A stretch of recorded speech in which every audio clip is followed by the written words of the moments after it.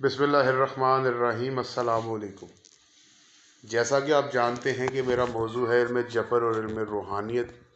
پچھلی ویڈیو میں ہم نے بات کی تھی برج اسد کے حامل افراد کے بارے میں۔ آج بلا تاخیر میں اپنے موضوع کو آگے بڑھاؤں گا اور ہم بات کریں گے برج سنبلہ کے بارے میں، جس کو انگلش میں ورگو کہا جاتا ہے۔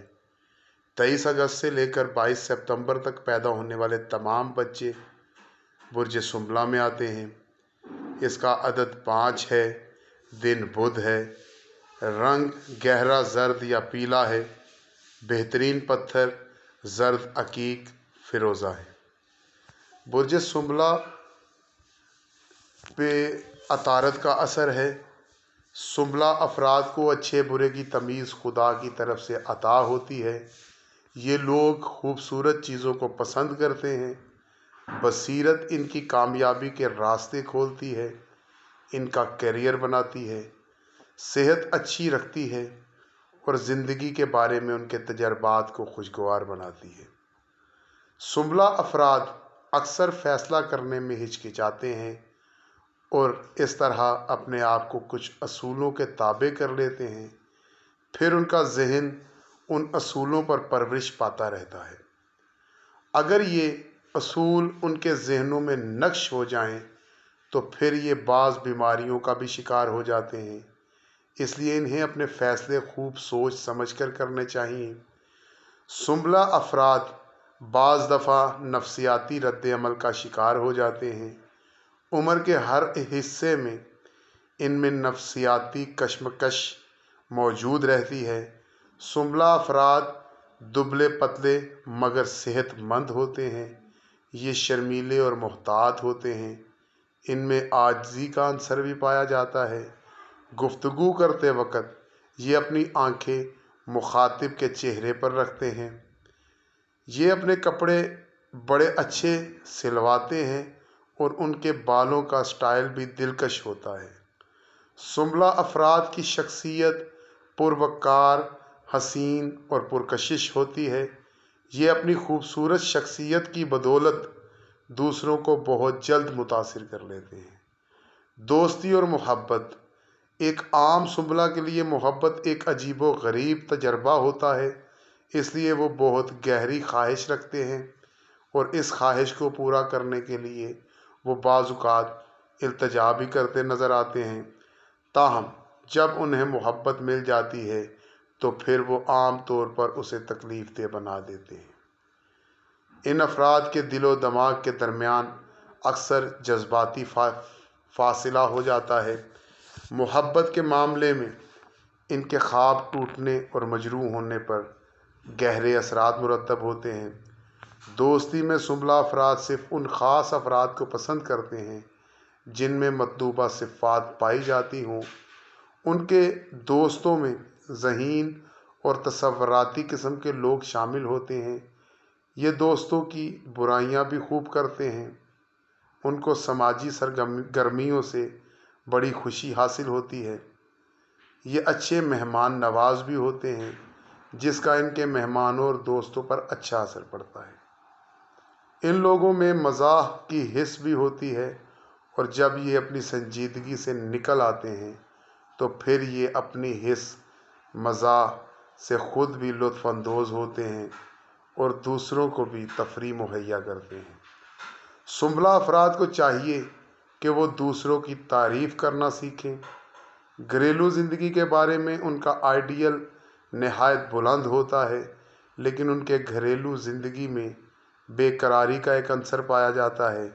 یہ لوگ گھر کی ظاہری حالت کو تنقیدی نگاہ سے دیکھتے ہیں۔ بد نظمی ان کی فطرت کے خلاف ہے۔ سنبلہ افراد کو ان کے گھر والے، رشتہ دار اور دوسرے لوگ بعض دفعہ غلط سمجھتے ہیں، مگر سنبلہ کی کوشش ہوتی ہے کہ وہ سب کے ساتھ گزارا کر سکیں۔ سنبلہ افراد اپنے والدین کے بڑے پیارے ہوتے ہیں، جبکہ یہ اپنے بچوں سے بھی بڑی محبت کرتے ہیں۔ ایک پختہ ذہن کا سنبلہ مہربان ہوتا ہے اور دوستوں اور رشتہ داروں کی مدد کرتا رہتا ہے۔ سنبلہ افراد ازدواجی زندگی میں बड़े बाअमल होते हैं। वो अपने रफ़ीक हयात को खुद खुश रखने की भरपूर कोशिश करते हैं। सुंबला औरत को अपने महबूब के बारे में तमाम मालूमात होती हैं, मसलन वो क्या पसंद करता है, उसका पसंदीदा खिलाड़ी कौन है वगैरह। सुंबला काम काज का बुर्ज है, लेकिन ये अपनी और दूसरों की सलाहियतों के बारे में कमतर अंदाज़े लगाते हैं। ये लोग अपनी सलाहियतों का सही अंदाज़ा ना लगा सकने के बायस छोटे मोटे काम करने पर तैयार हो जाते हैं।